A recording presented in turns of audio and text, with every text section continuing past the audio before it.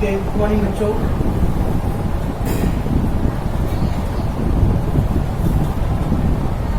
First of all, thank you to all of you to give the answer of this question in first session. I hope you all have thoroughly you have seen the video of first session of Bills of Exchange. Just keep patience. Let's take the second session of Bills of Exchange. तो कल तो हम लोगों ने bills of exchange का खाली basic fundamental rules क्या होते हैं, बिल्स ऑफ एक्सचेंज है क्या एक्चुअली, उसका बैकग्राउंड देखा था। So first of all bills of exchange useful for credit transaction. What is the credit transaction means? It is उधारी खाता। अब देखो एक बात बताओ बच्चों, उधारी खाता हम लोग सामान का, आप लोग दुकान में सामान खरीदते हो या बहुत सारे आप लोग में तो हो सकते कोई कस्टमर ही रहेगा, मतलब शॉपकीपर रहेगा, जैसे अपने वैशाली के पापा शॉपकीपर है। अब वो शॉपकीपर है, तुमसे पूछो कि क्या वो उधारी खाता सबको देते रहेंगे? नहीं, हम सामान उसी को बेचते उधारी खाता जो पहचान का हो, रेगुलर हो और आपको पता है कि हाँ इसका यहाँ पे घर है, परमानेंट घर है। इस तरह के कॉन्फिडेंस बिल्ड होने के बाद हमें उसको सामान देते हैं, उधारी करते हैं। सबको नहीं, अनजान व्यक्ति को नहीं दे देते हैं। So that's all the bills of exchange. Unknown व्यक्ति को भी हम लोग बिल्स ऑफ एक्सचेंज बनाते हैं। लीगल एविडेंस है, प्रूफ है, रिटन डॉक्यूमेंट होता है। इसलिए कोई जरूरी नहीं कि कोई नोन पर्सन होना चाहिए। It can be to the unknown person. It is very useful for a credit transaction among the unknown person also. जो पहचान नहीं है तो भी हम लोग कर सकते हैं। तो एक मार्केट के लिए अच्छा सिस्टम है बिल्स ऑफ एक्सचेंज। सेकेंडली, अभी हम लोग कहा कि हम लोग पहचान वाले को ही सामान बेचते हैं। अब जो पहचान का नहीं सामान नहीं बेचना है, क्यों नहीं बेचते? क्योंकि अपने पास कॉन्फिडेंस नहीं आता, वो भाग गया तो देगा नहीं देगा। और bills of exchange will build the confidence to the seller. ठीक है, अगर वो भाग भी गया तो क्या टेंशन है, ये लीगल डॉक्यूमेंट है, लीगल डॉक्यूमेंट में पुलिस चौकी जाऊंगा, तो that is the confidence build होता है सेलर। सेलर को लगता है कि मैं बाहर को उधारी खाता बेचूंगा, कोई टेंशन नहीं, बिल्स ऑफ एक्सचेंज एक लीगल पेपर है, दैट इज कॉन्फिडेंस बिल्डर। वो एक वन ऑफ द बेनिफिट है बिल्स ऑफ एक्सचेंज। सेकेंडली, हम लोग कल देखा चेक के लिए क्या होना चाहिए था अपने पास, बैंक के सफिशिएंट बैलेंस। सब लोगों ने आंसर दिया था मुझे। बट बिल्स ऑफ एक्सचेंज में अगर आपके पास पैसे नहीं है तो भी आप ट्रांजेक्शन कर सकते हैं, that is cashless transaction. No need a cash, regular आपके पास होना चाहिए। विदाउट कैश के भी ट्रांजेक्शन हो। बाहर जितनी भी डेवलप कंट्री है वहाँ पे ज़्यादा पॉपुलर है मार्केट में। हमारे इसमें तो मालूम ही है आपको, करोड़ अरबों का बिजनेस हम कैश में करते। All the government is trying their best, but still the people are not changing their mentality. So it is helpful for the cashless transaction. Secondly, अभी आप लोग 12th में आ रहे हो, मतलब 16-17 ईयर्स के हो गए, लेकिन 11th में तो बिल रिसीव बिल्स पे आपने वर्ड सुना, उसके पहले कहीं आपने बिल्स ऑफ एक्सचेंज यूज करते देखा है? चेक सुने हो क्या? पापा चेक साइन करके दिए, बैंक में लग गया। देखिए बिल्स ऑफ एक्सचेंज आपने नहीं सुना रहे, बिकॉज इंडिया में कॉमन पब्लिक का ज़्यादा यूज करता नहीं। और जब आधे लोग दोपहर तक पढ़े लिखे तो क्या बिल्स ऑफ एक्सचेंज यूज करने वाले? तो remember, it is more useful between the bank to bank. और mean the bank to bank means से इंडिया का सबसे बड़ा बैंक कौन सा है? SBI। सर RBI है। RBI को हम लोग बैंक पे काम नहीं करते, वो इंस्टीट्यूशन है, वो मॉनिटरी अथॉरिटी है, वो बैंकों को कंट्रोल करता है। डोंट वरी, इकोनॉमिक्स में हम लोग पढ़ेंगे, ऐसा 11th में पढ़े थे हम लोगों ने, commercial bank and central bank. SBI। अब SBI ने क्या किया? देना बैंक, अब वो देना बैंक बैंक ऑफ बड़ौदा हो गया है। तो SBI ने लोन दे दिया किसको? देना बैंक। लोन दे दिया है तो ऑब्वियसली सिक्योरिटी चाहिए, तो बिल्स ऑफ एक्सचेंज के बीच में साइन हो जाएगा। देना बैंक या बैंक ऑफ बड़ौदा ने किसी और बैंक को दे दिया, इससे तो ज़्यादातर बैंकों के बीच में होते रहते हैं transaction. It is more useful between the bank to bank. और इनफैक्ट टू फाइनेंशियल इंस्टीट्यूट, एक बैंक से दूसरा RBI ने CDB को दे दिया है। इस तरह से बैंकों बीच में ज़्यादा यूजफुल है। In India the common people are not familiar with the mummy papa से पूछो या मैं पूछूंगा, कोई भी पूछे, they will not tell about the bills of exchange. Because common public में ज़्यादा ये वर्ड यूज नहीं है, यूज नहीं होता है। और क्या फायदा बिल्स ऑफ एक्सचेंज का? It helpful to avoid any type of पैसा लेके भाग गया तो एक फायदा है कि बैड डेट्स के चांसेस नहीं है, और जब बैड डेट्स के चांसेस नहीं है that is a confidence building. और एनी फ्रॉड, कोई धोखाधड़ी कर दिया, चीटिंग कर दिया, फ्रॉड कर दिया, कम पैसे दिया, don't worry, bills of exchange में कितने पैसे देने हैं वो सब लिखा था टर्म्स, अब सब हम लोग देखेंगे। इसमें फ्रॉड होने की क्या मतलब क्या होता है? मान लो अगर लिखा नहीं रहेगा तो 500 रुपये का सामान का, नहीं भाई आपने 400 रुपये बोला था, पेपर पे 500 लिखा है तो आपको 500 ही देने हैं। सो that is called it avoid the any type of fraud and bad debts. और एक important negotiable instrument, what is the meaning? अब से एग्जांपल, दुकानदार एक शॉपकीपर ने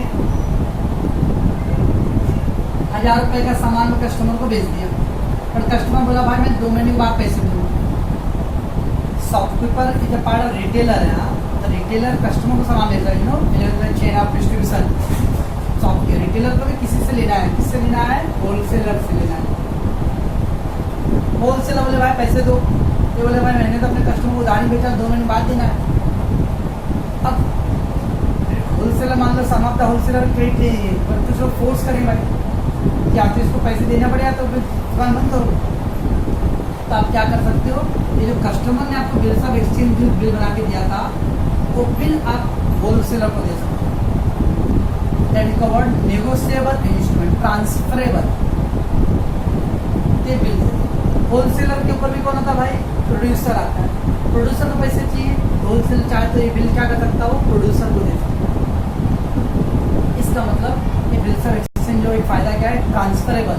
अगर किसी को पैसे चाहिए नहीं है तो दो भैया आप बिल दे दो, हैंड ओवर कर दो बिल। तो उसको वर्ड बोलते हैं नेगोशिएबल इंस्ट्रूमेंट। ये बिल्स ऑफ एक्सचेंज का कुछ बेसिक तो ये है क्या? पहला useful by credit transaction, whether the person known or unknown, you can sell to all. Why? You can give the confidence to all the sellers. It is helpful for a cash, no need of cash at all. दिए cash तो भी चलेगा। And bills of exchange का ज़्यादा use कहाँ कौन use करते लोग? बैंक से बैंक के in between, bank to bank, one bank to another bank, one financial institute to another, they use. Common public familiar नहीं है बिल्स ऑफ एक्सचेंज, और स्पेशली इंडिया में तो अटॉल नहीं। और ये benefit of that it is avoid the any type of bad debts of fraud. तो जैसा एक फायदा है कि इसमें बैड डेट्स ऑफ फ्रॉड होने चांस बहुत लेस है as compare to other method. And it is instrument means transferable, means one party can hand over the bill to the other party. इससे फायदा क्या है? आपका जो चेन ऑफ सिस्टम है, ट्रांजेक्शन है, वो इंक्रीज कर सकता है। In the bills of exchange का फर्स्ट पार्ट, इंट्रोडक्टरी पार्ट। तो व्हाट्सएप पे कुछ सेंड किया बिल्स ऑफ एक्सचेंज की डिटेल, तो मैं उसको एक्सप्लेन कर देता हूँ आपको पहले।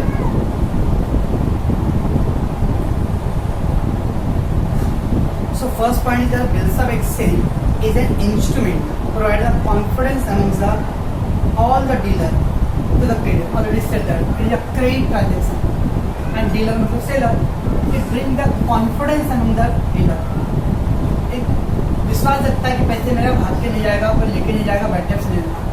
That is called a bills of exchange. So what is bills of exchange? If someone says what is bills of exchange, the bills of exchange is an instrument. Instrument of the documents. Instrument of the documents which provide the confidence among all the dealer and seller, you know, for trade transaction. This is the first bills of exchange का meaning. It is one of the system which is useful for cashless transaction. Cashless के आजकल तो अभी आप बोल रहे digital India है, तो कैशलेस ट्रांजेक्शन के लिए क्या था भाई? जो ऑलरेडी कार्ड पेमेंट, आजकल तो बहुत सारे Google app pay, Google app, भीम ऐप वगैरह वगैरह। So bills of exchange also one of the method for cashless transaction. One of you can't say that only bills of exchange है, कोई method है बिल्स ऑफ एक्सचेंज जहाँ से हम cashless transaction कर सकते हैं। Okay, bills of exchange are written instrument which certified by the notary. तो कल मैंने बताया आपको ये रिटन एग्रीमेंट है। कोई भी एविडेंस तभी होता है जब आपका रिटेन पार्ट, ओरल का कोई सबूत नहीं है, डालो कानून में, कानून को सबूत चाहिए, गवाह चाहिए, तो इसका written instrument. And certified notary, तो नोटरी का हम डिटेल में पढ़े। नोटरी एक गवर्नमेंट ऑफिसर होता है जो गवर्नमेंट को अपॉइंट करता है क्या करने के लिए, बिल एक्सचेंज का पूरा प्रोसीजर को हैंडल करने के लिए। आप कोर्ट कचहरी में जाओगे, हाई कोर्ट में चले जाओ तो सुनते word notary notary notary notary बोलते रहता है। तो नोटरी का काम ही है ये सब ऑफिशियल वर्क को कंप्लीट करना। So Vilsa is a written instrument which certifies the notary. Notary is an officer who appointed by the government to look after the all procedure Vilsa. तो नोटरी क्या होता है, एक ऑफिसर है जिसको government appoint करता है क्या करने के लिए, Vilsa एक्सचेंज के पूरे वर्क को कंप्लीट करने के लिए। ओके बच्चों, okay. Vilsa will only take place for a paid time. There is no need in the cash. Of course, why? Cash transaction के लिए जब सामान पैसे देके खरीद रहे हो तो बिल सेक्शन का मतलब ही क्या है, तो बिल सेक्शन का आप यूजफुल है only creditor objective target charge. Bill section can be used in the cash transaction. What is the meaning, false cash transaction मतलब कैश देके खरीद लिया जाता हो गया। बिल सेक्शन काफी यूजफुल है क्रेडिट ट्रांजेक्शन के लिए।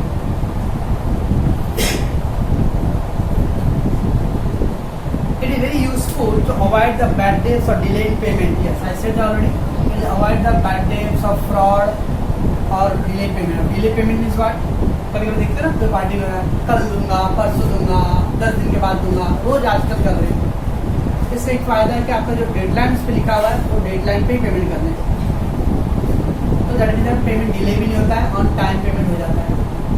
तो एक सिंपल फायदा क्या क्या है, ये अवॉइड क्या करता है, bad debt, avoid the fraud, it making the payment on time, it building the confidence। ये सब क्या डिसाइड उनके बेनिफिट्स है। ओके,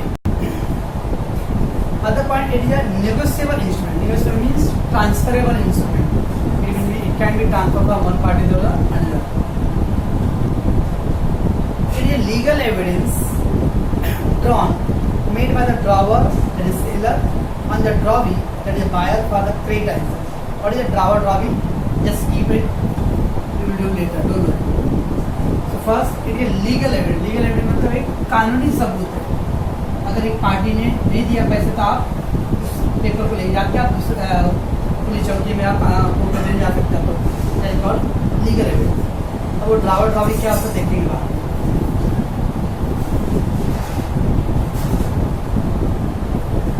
ओके बच्चों, चलो one example we will see that Mr. Rahul sell goods to Mr. Ajay. Mr. Rahul sell goods to Mr. Ajay for rupees 10,000 on the 1st April 2020, and on the same date Mr. Rahul made bill for that amount. That amount means it's on 10,000. But Mr. Ajay signed the bill on the 4th April 2020. Mr. Rahul said, who is the seller, Joe? Mr. Rahul is a seller. Seller, Mr. Rahul. So, जो seller होता है बच्चों उसको हम लोग बोलते हैं drawer. What is that? Seller means drawer. This is such a term लोग सेलर को क्या वर्ड बोलेंगे, ड्रॉवर। Why? तो पहले टर्म्स आप क्या है तो उसमें आपको व्हाट्सएप में डाला होगा। Drawer means to draw the bill. What is drawer? Drawer means to draw the bill, जो बिल बनाता है। अब बिल बनाएगा कौन भाई, आप सोचो राहुल ने तो सामान बेच दिया किसको, अजय को। अब अजय को क्या पड़ा है, पैसे वो सामान लेके चला जाएगा। टेंशन किसको, पैसे के लिए राहुल को कि अजय देगा कि नहीं देगा, इसलिए बिल बनाने का काम कौन करेगा, राहुल करेगा। अब तुम भाड़े पे लेते हो, एग्रीमेंट बनाने के लिए क्या बढ़ोतरी बोलता है कभी सामने से, नहीं। एग्रीमेंट बनाने के लिए हमेशा नया मालिक होता है, कि मालिक को टेंशन था कहीं बढ़ोतरी आ रही, अगर एग्रीमेंट नहीं बनाऊंगा तो 1-2 साल के अंदर वो कहीं अपना राशन कार्ड बिल बना लिया तो, लाइट बिल बना लिया तो उसका हो जाएगा। इससे ध्यान रखना है, राहुल सेलर है, राहुल को टेंशन है, अजय को टेंशन नहीं है, इसलिए सेलर तो बोलते हैं drawer. So what is drawer? Drawer means to draw the bill, to make the bill. नागरिक को होता है सेलर। सेलर जो सामान बनाता है, सामान बेच रहा है, वही क्या करते हैं, बिल को ड्रॉ करते हैं। बिल ड्रॉ करना मतलब वो नोटरी के पास जाएगा, नोटरी को सब टर्म्स बताया भाई मैं जितने सामान बेचा हूँ वो पूरा डिटेल लिख के देगा, दैट इज कॉल्ड ड्रॉवर। तो बच्चों थोड़ी सी drawer means to draw the bill, आपके टर्म्स में पढ़ा है who is a drawer, who draw the bill, who make the bill. Rahul made the bill, तो नॉर्मली जो सेलर होता है वो बिल ड्रॉ करता है। तो देखिए पहला टर्म्स क्या हो गया, ड्रॉवर। ड्रॉवर मतलब सेलर, एक वर्ड में। Drawer means to draw the bill, to make the bill. Okay, समझ में आ गया आपको ड्रॉवर? Yes, I think. तो राहुल इज अ सेलर। कौन खरीदा था बच्चों? Rahul sell goods to Ajay. Ajay को सेल किया, तो अजय क्या हो गया? बायर। क्यों? राहुल ने बेचा था, अजय खरीद रहा है, बायर। राहुल, अजय जब बायर। जो सामान खरीदता है बच्चों उसके वर्ड होता है वो drawing. To buy the goods is called drawing. Accept, drawing का टर्म्स क्या होता है? वो accept the bill, sign the bill. अब क्या मतलब साइन द बिल? तब मैंने बोला था जब तक अगर बिल साइन नहीं हो, चेक पे साइन है तो मतलब उसका है नहीं। तो ऐसे जब तक बिल पे कुछ साइन नहीं हो क्या मतलब है? अगर मान लो अगर साइन के बिना बिल चल जाए तो राहुल ने सामान बेचा था 10,000 का, राहुल जाके कोर्ट में बोलेगा भाई कि मैं 1 लाख का सामान बेचा हूँ, तो क्या मतलब अजय 1 लाख का पेमेंट करेगा? नहीं। जब राहुल सामान लेके बिल लेके आ रहेगा तो राहुल ने उसको पढ़ा, अजय ने पढ़ा रहेगा भाई हाँ 10,000 का सामान था। सब पढ़ने, वो पिक्चरों की तरह नहीं यहाँ कि पेपर पे साइन आग बंद करके कर दो। रियल लाइफ में हम कोई भी साइन करते तो पढ़ के करते हैं। तो 10,000 वहाँ लिखा था सब और आपने साइन किया, तो दैट इज अ ड्रॉविंग। जब तक ड्रॉविंग का उसके ऊपर बिल पे साइन नहीं है तो उस बिल का कोई मतलब पूरा कागज है।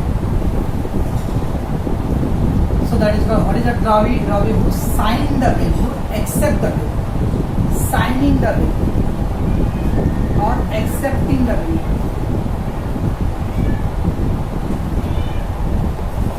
आपको लिख के दिया तो drawer means to draw the bill, normal seller, and drawing means to sign और accepting the bill, that is called buyer.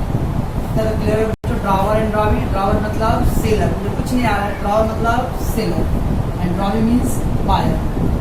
Okay, तो जो सेलर था वो ड्रॉवर। ड्रॉवर क्यों? Who made the bill, who made the bill, जो bill बनाता है। Obviously bill घर में नहीं बनेगा, वो कोर्ट में जाके बनेगा। एंड बायर हु एक्सेप्ट और who sign the bill, that is called drawer. तो 2 वर्ड तो क्लियर हो गया बच्चों, ड्रॉवर एंड ड्रॉवर। ड्रॉवर मतलब seller and drawer means buyer. तो चले आगे हम लोग। कितने रुपए का बिल था? 10,000। Amount of bill, amount of bill.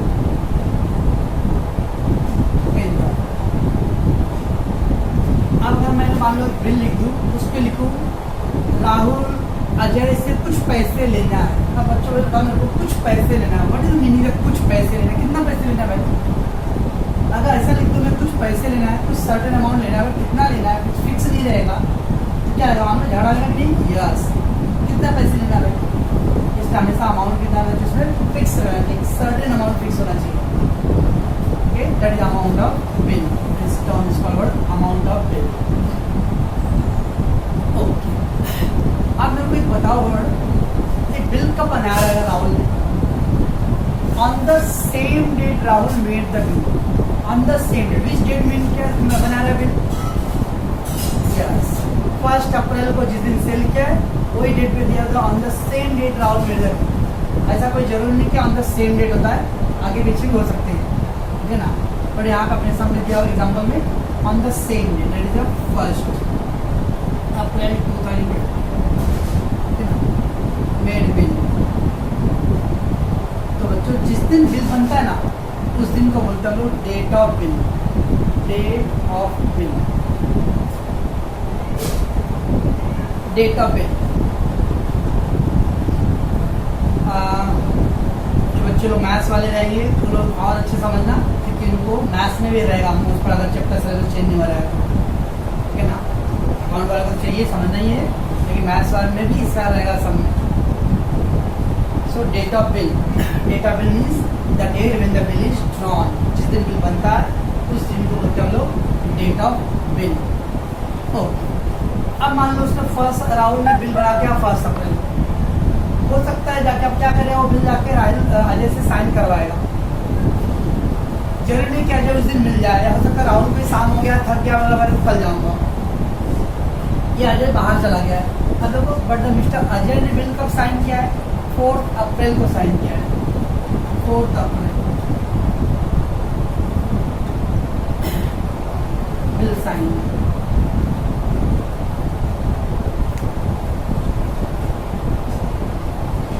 तो बच्चों जिस दिन बिल ड्रॉ होता है उस दिन को क्या बोलते हैं हम लोग? Date of bill.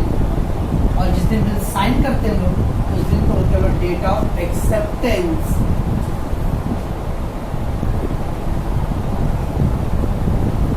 बराबर समझना, मैं सब टर्म्स बता रहा हूँ धीरे धीरे। Drawer means what? Who made the bill, not the seller, draw the bill. Drawing who sign the bill और हु एक्सेप्ट द बिल। तो जो बिल एक्सेप्ट करता है उसको बोलते हैं हम लोग ड्रॉविंग, नॉर्मल कौन होता है? Buyer. Then amount of bill, कितने का बिल है अमाउंट का? Under the 2 terms, date of bill और date of acceptance. Date of acceptance means the date when the bill is made और ड्रॉन। जिस दिन आपने बिल बनाया रहेगा उस दिन को बोलते हैं date of bill. And date of acceptance means the date when the bill is signed by the drawing. Drawing ने बिल को कब साइन किया रहेगा डेट को बोलते हैं डेट ऑफ एक्सेप्टेंस। तो जब तक आप लोग के दिमाग में रहेगा क्या ये दोनों डेट अलग अलग होते हैं? ऐसा कोई जरूरी नहीं। हो सकता है जिस दिन बिल बनाया उसी दिन जाके साइन कर दिया जाएगा। ऐसा भी हो सकता है बच्चों कि राहुल बोले भाई अजय तुम पे भरोसा नहीं, तुम आज कल कर दो, तुम मेरे साथ चलो कोर्ट में, एक साथ वही पे लिख के वही साइन कर देना लगा। सो इट मे बी कि दोनों डेट साइन हो, जिस दिन ड्रॉ किया उसी दिन आपने साइन भी कर दिया है। और ऐसा कोई जरूरी नहीं है, बाद में भी आप साइन कर सकते हैं। सर ऐसा हो सकता है कि पहले डेट ऑफ एक्सेप्टेंस आ जाए बाद में डेट ऑफ बिल। कौन जो बोल रहा है भाई? डेट ऑफ एक्सेप्टेंस पहले आएगा, बिल बाद में। आप सोचो कि डेट ऑफ बिल का मतलब बिल बनना, बिल बाद में बनेगा, साइन पहले करेगा। साइन किस पे करेगा? साइन भाई। तो ऑब्वियसली डेट ऑफ बिल पहले आएगा बाद में sign. So I can say word date of acceptance never will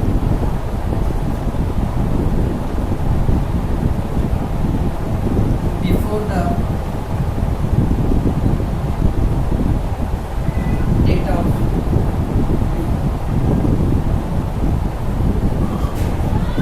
it may be both on the same date। क्या बच्चों समझ में क्या बोल रहा हूँ? बिल बनने के बाद साइन हो सकता है। ऐसा कैसे होगा? बिल साइन पहले करोगे और बिल बाद में बनेगा। साइन किस पे होगा? तो ऑब्वियसली डेटा बिल से पहले कभी एक्सेप्टेंस नहीं हो सकता। दोनों सेम डेट पे आ सकते हैं लेकिन दोनों में एक्सेप्टेंस पहले नहीं होगा।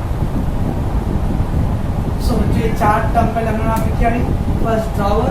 तो ड्रॉवर मतलब एक वर्ड में सेलर और नाम का टर्म्स क्या है? Who made the bill, who draw the bill. Drawing buyer who sign or who accepting the bill, amount of bill you know, and date of bill who made the bill, who draw the bill, sorry the date when the bill is made, जिस date bill बना रहेगा वो date। what date acceptance? when the draw is signing the bill, accepting the bill। accept करना मतलब क्या होता है? आप साइन कर दियो मतलब क्या? अगर मान लो इस पर 10,000 रुपया लिखा है और अजय ने इस पर अपना साइन कर दिया है, अब कल को आके बोलता है मैं इतना नहीं दूंगा। क्यों नहीं दूंगा? आपने साइन क्यों किया बिल? इसका मतलब आपने साइन कर दिया मतलब इसके ऊपर जो भी टर्म्स हो आपको मंजूर है। आप कॉलेज का फॉर्म भरते हो, आज तक यार मेरे को, मैं भी आपके साथ इंक्लूड होके आज तक कभी हमने फॉर्म सारे उसको रीड किया है नहीं, डायरेक्ट साइन कर देते। उधर कुछ टर्म्स भी लिखे रहते बहुत सारे। जब आपने साइन कर दिया मतलब क्या? वो सारे टर्म्स आपको मंजूर है।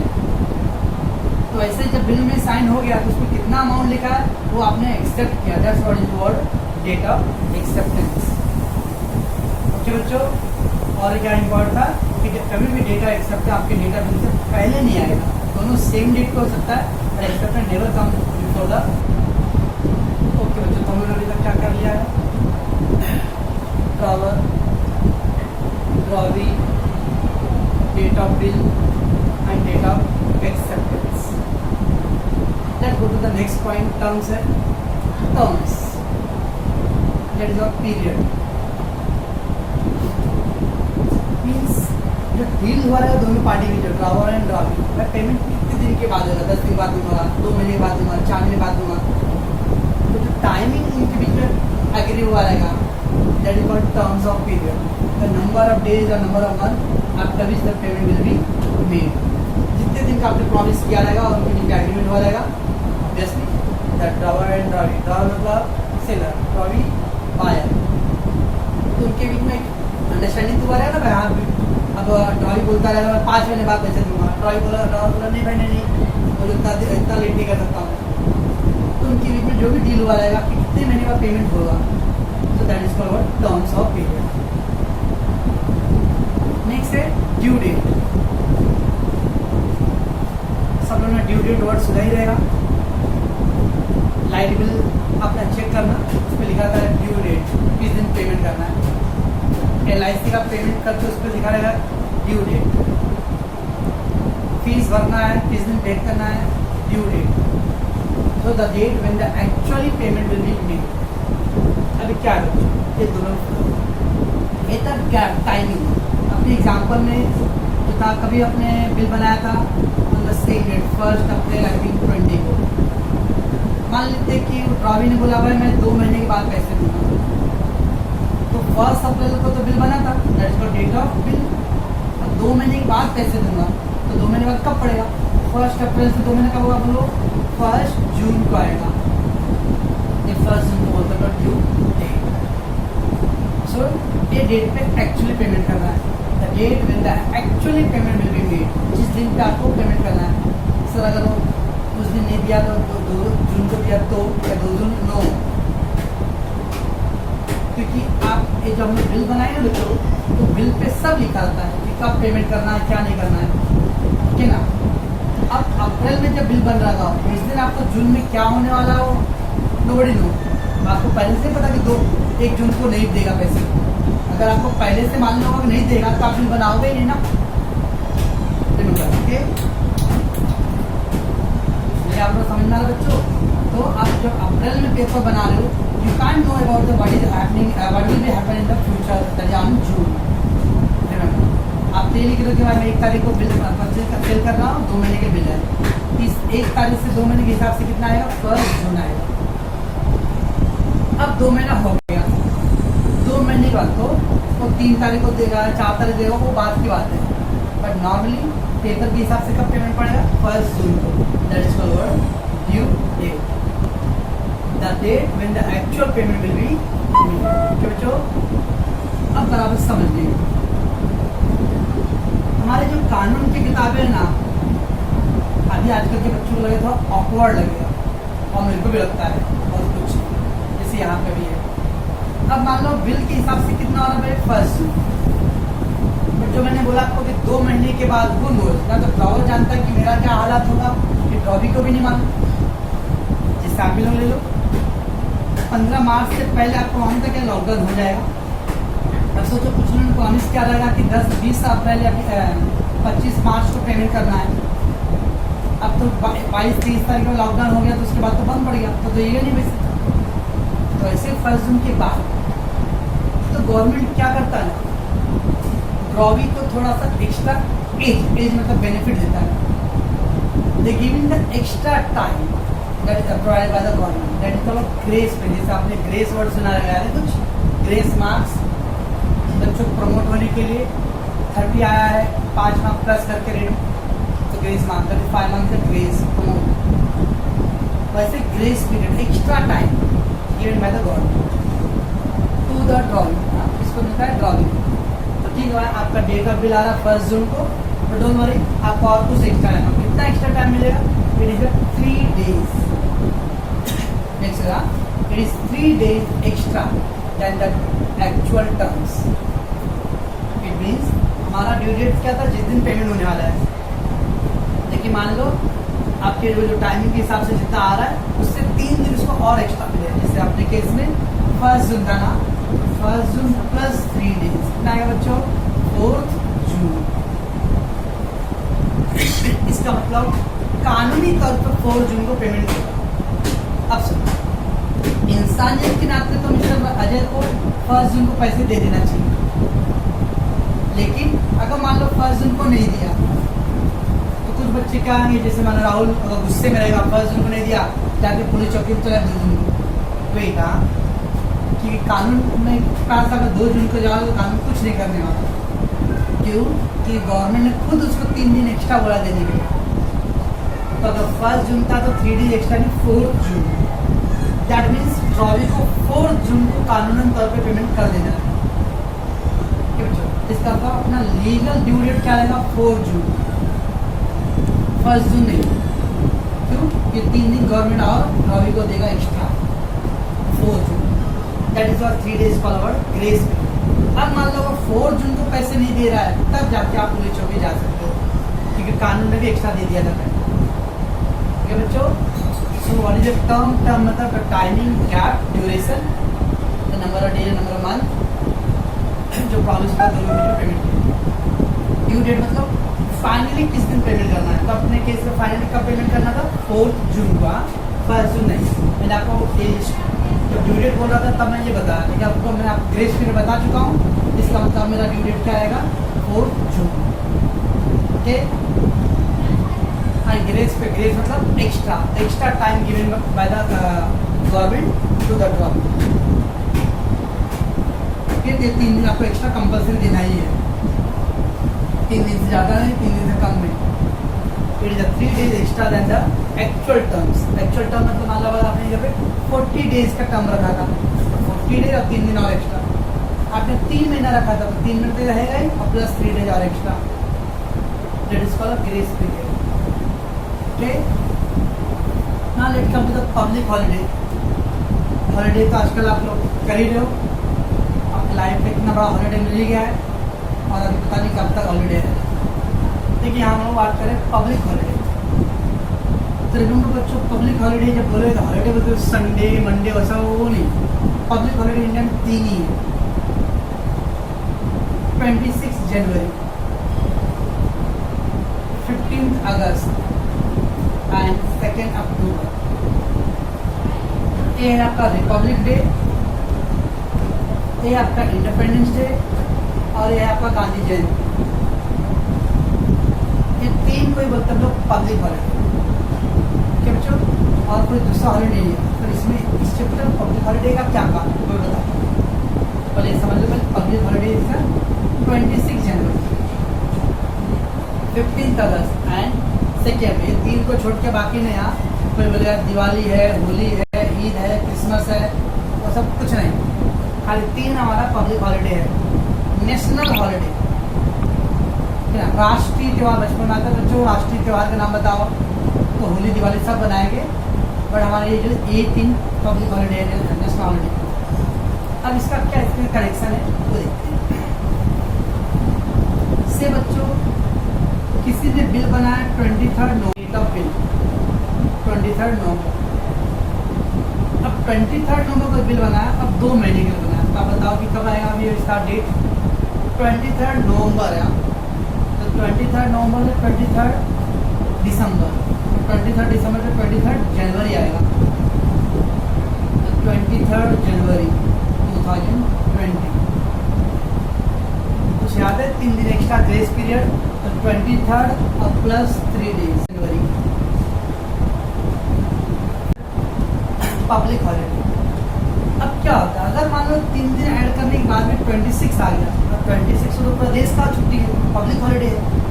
और जब देश का छुट्टी का ड्रॉ भी आपको पैसे देने भी नहीं आने वहाँ ऑल आ सकता है, फिर भी बहाना करे भाई पब्लिक हॉलीडे में क्यों, और आप फोर्स नहीं कर सकते। तो सरकार 27 तारीख को पैसे देगा। कानून के देखते हुए जो दोनों तराजू होता है वो बैलेंस होना चाहिए। आप एक ड्रॉवर मान लो और एक ड्रॉवी तो 4 दिन हो जाएगा। तो बच्चों public holiday what is that 26 January, 15 August and 2 October. It is a republic day, that is the Independence and Gandhi Jayanti. It's only the 3 public holidays. What is the use in that? So I will tell you that 23rd of January is our date of bill and 3 days of grace. So the 26th of January, I said that if you make the payment on the 27th of January, what will happen? It means that 3 days already government given the extra to the home drawing. Or one more day, that is 4 days. It is unfair to the drawer. ये drawer के साथ ना इंसाफी कि 4 दिन आप drawing तो extra दे रहे हो. So that's why, what is the rule behind that? If the due date fall on the public holiday, take 1 day previous. अगर आपका ड्यू डेट पब्लिक हॉलीडे पे आ जाता ना, तो हम लोग एक दिन आगे नहीं जाना है, 1 day प्रीवियस लेना है. 1 day प्रीवियस मतलब 25 जनवरी 2020. इट मीन इसका पेमेंट कभी करेंगे हम लोग 25 जनवरी को करेंगे. अगर 25 संडे होने दो, दिवाली होने दो, ईद होने दो, किसी कुछ भी होने दो, पेमेंट 25 जनवरी को होगा. सो ड्यू डेट तो क्या था, पहले एक्चुअल पेमेंट होता है और 3 डेज एक्स्ट्रा था. आफ्टर एडिंग द 3 डेज, 3 दिन ऐड होने के बाद, अगर 3 दिन ऐड करने के बाद वो डेट आ गया 26 जनवरी, तो हम लोग क्या लेंगे 25 जनवरी. अगर 15 अगस्त आ गया तो क्या लेंगे हम लोग 14 अगस्त. 2 अक्टूबर आ गया तो क्या लेंगे हम लोग 1 October, 1 days previous. So when what is the public holiday, it is this 3 days. Whenever the due date fall on the public holiday, अगर ड्यू डेट आपका पब्लिक हॉलीडे के दिन पड़ता है तो टेक 1 डे प्रीवियस, पीछे वाला दिन लेना है. Don't go to ahead. We will take the 25th of January rather than 26th of January. We will take 14th of August instead of 15th August, and we will take the 1st October at the place of 2nd October. One more example, take it. Say example 12th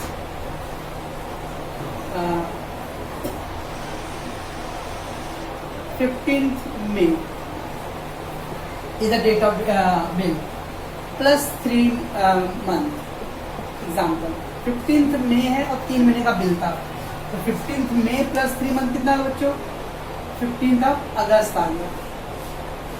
अब 15 sir ने बोला था 15th अगस्त आएगा तो 14 लेना.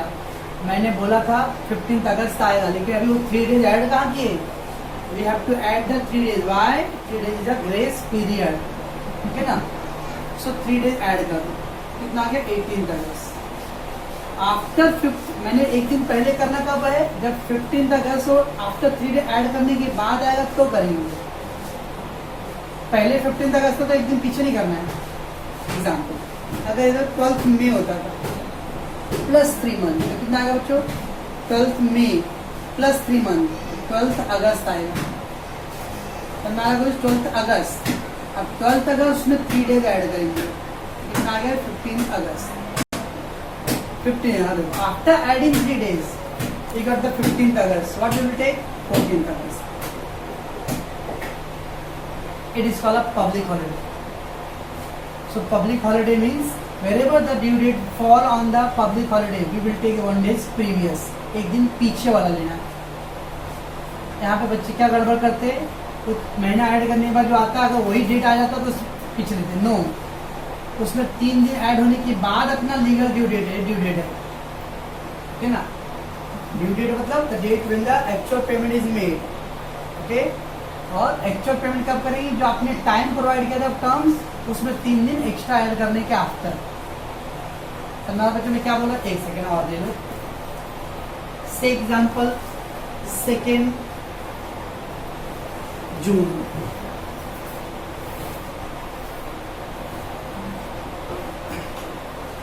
Second June plus 4 month. अब 2 जून plus 4 month कितना है आपको 2 अक्टूबर आ गया. अब 2 अक्टूबर तो you will say sir 2 October public holiday है, but what is the important, we have to add the 3 days. 3 दिन ऐड करना है एक्स्ट्रा डेज. तब कितना आ गया 5 अक्टूबर आ गया. ओके चलेगा. मेरा बोलने मीन्स है 3 दिन ऐड होने के बाद देखना है तो डेट आपका ड्यू डेट पे आ रहा है क्या. अगर सपोज ये हो जाता था अपना